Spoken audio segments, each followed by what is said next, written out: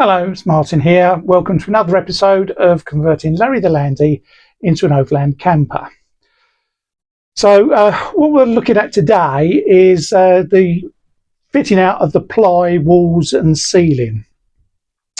Now, I ordered a whole number of sheets of 8x4 plywood, 3.6mm plywood from Selco warehouse, and I wasn't expecting much, and so I also ordered the four-way stretch carpet so that I could cover over all the ply with these stretch carpets. It didn't matter what mess it was in. But it's actually, what's been delivered is really good quality stuff.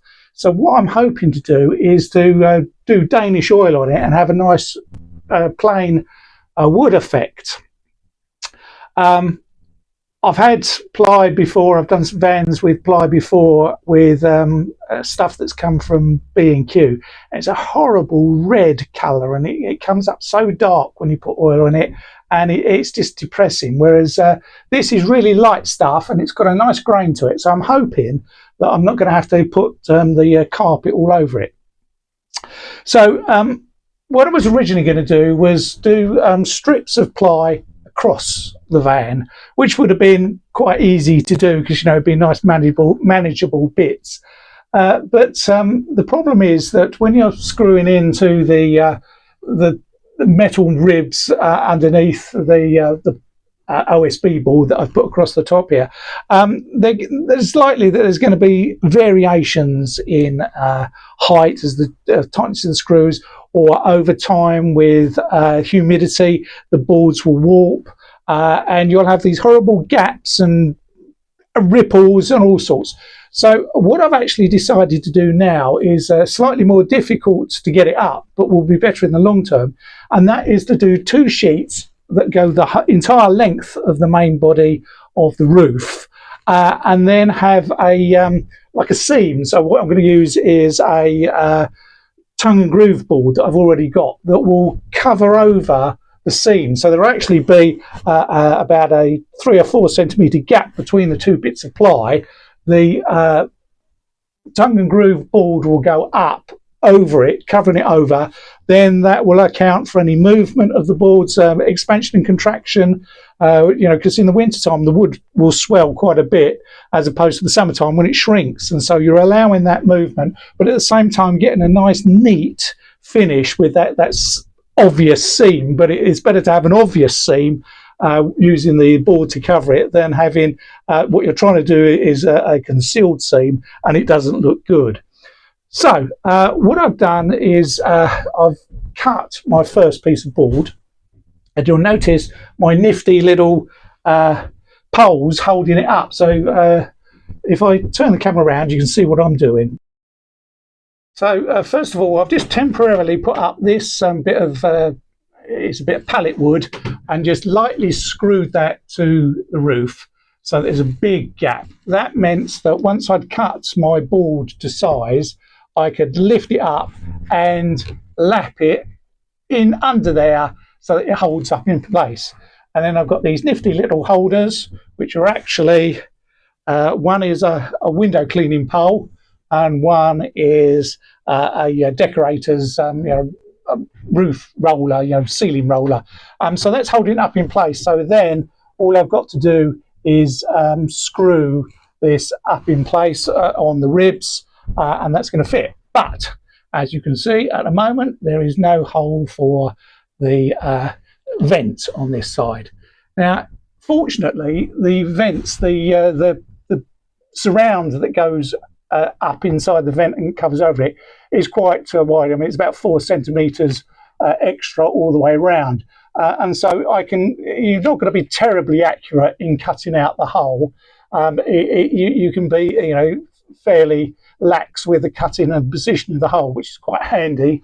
So that's what I've got to do, is cut a hole in the back here, just about where this prop is at the moment, and then I'll be able to screw it up and see what it looks like.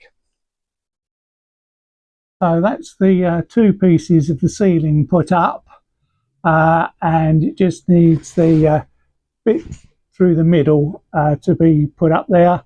So I've got to cut a tongue and a groove off of the bit of pine, and then that'll make the join in the middle. But the holes are okay for the vents, so looking good. Now, it's been a couple of weeks now since the previous shot, but I have finally now got this strip in here.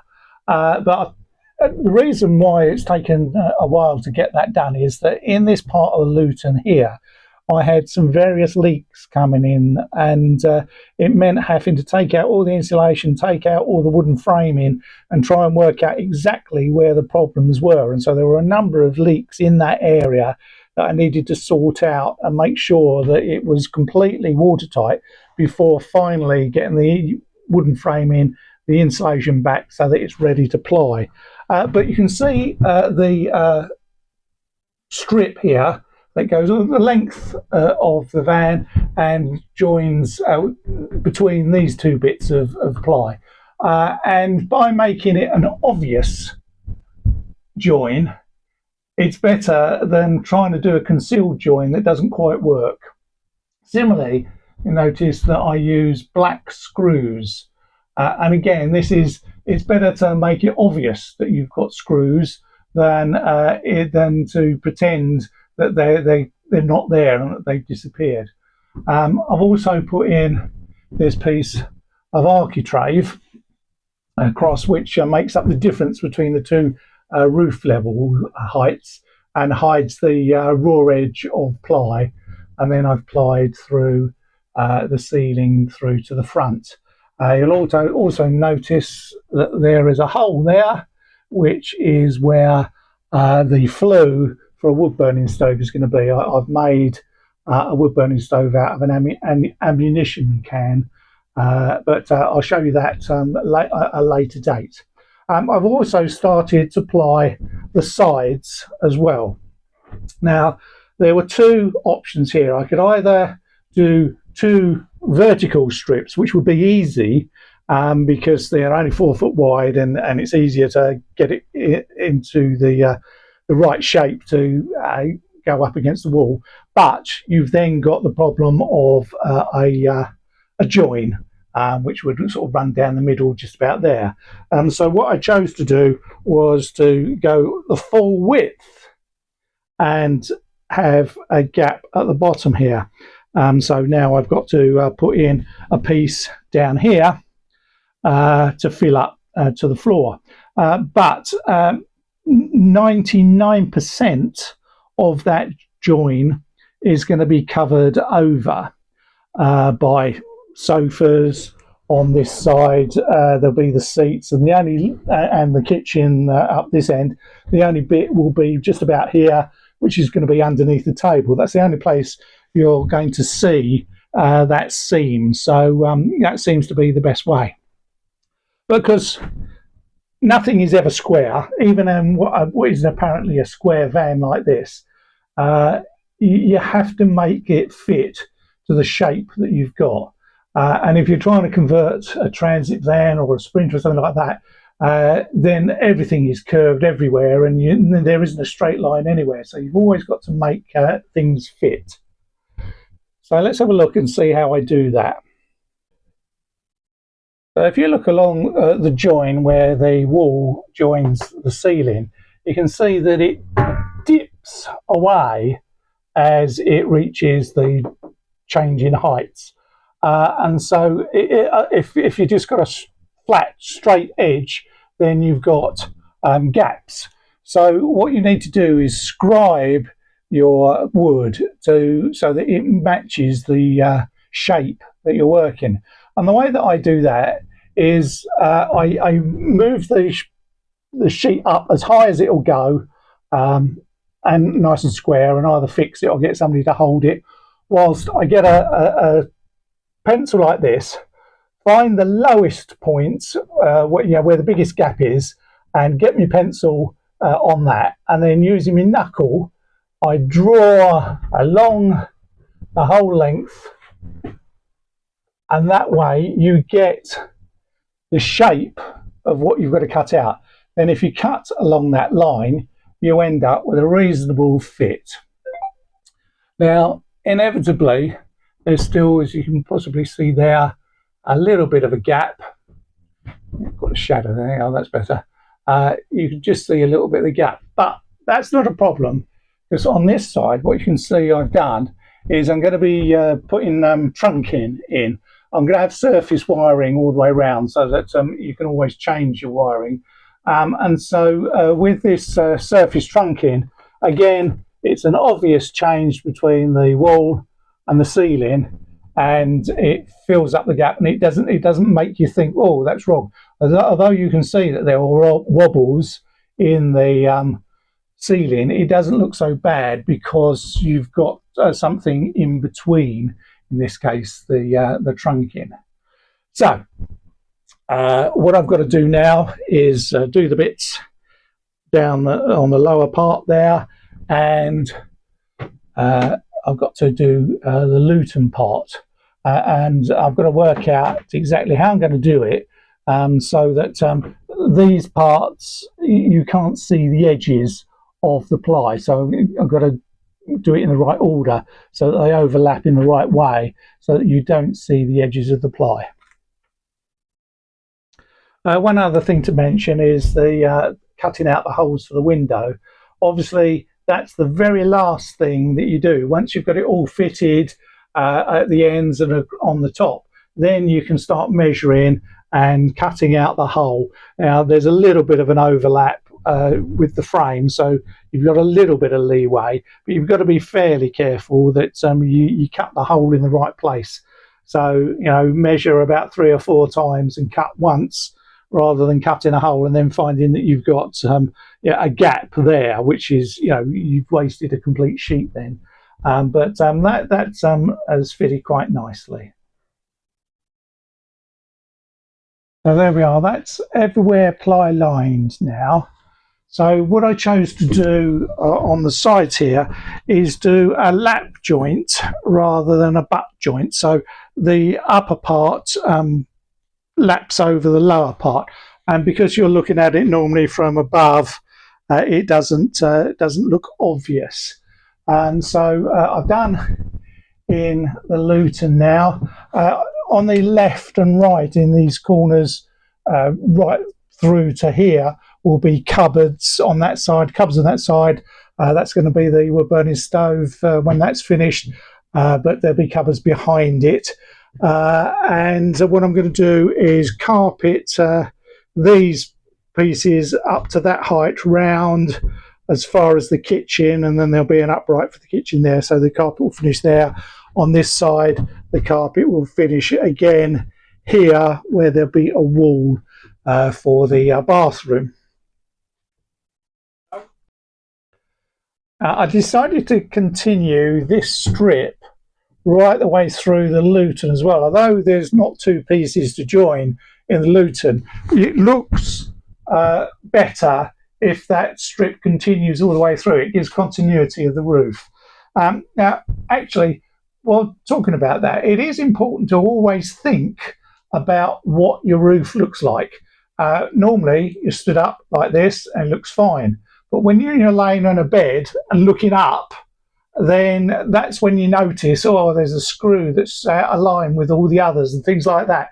So it's always important to think about how the thing is going to look when you're laying in bed, which is not something you might immediately think about. So the next thing to do now is to insulate the floor. I've got 25mm Celotex to do the floor, and then over the top of that will be 12mm OSB board. Now you see I've got down these battens, and that is to spread the weight on the Celotex. Technically, you could just lay the Celotex and put the board over the top, but in heavily trafficked areas, you might start to squash it down a little bit. So certainly from the doorway in, I put this bit in the middle because that's where, you know, the main traffic is going to be. So that just spreads the weight off of the insulation, and then this cross piece here, that will take the upright for the platform that's going to be about the same height as these wheel arches, and so there'll be a piece of wood going down, so the weight will be in a specific spot rather than being spread across. Similarly, these two bit battens here will take the uprights for the sofa and the seats. Again, you know, so that you're spreading the weight from the edge of a piece of wood that's going down onto the OSB, and it's not, you know, pushing in single spots on the insulation.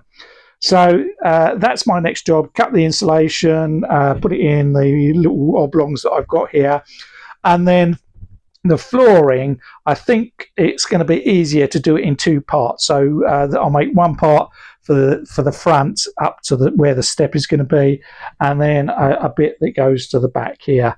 You could do it as one piece, but you've got to cut everything out accurately the first time, and the only time you're going to see whether you've cut it completely right is when you try and lay it, and it's a bit awkward. So doing it in two halves is going to be much easier.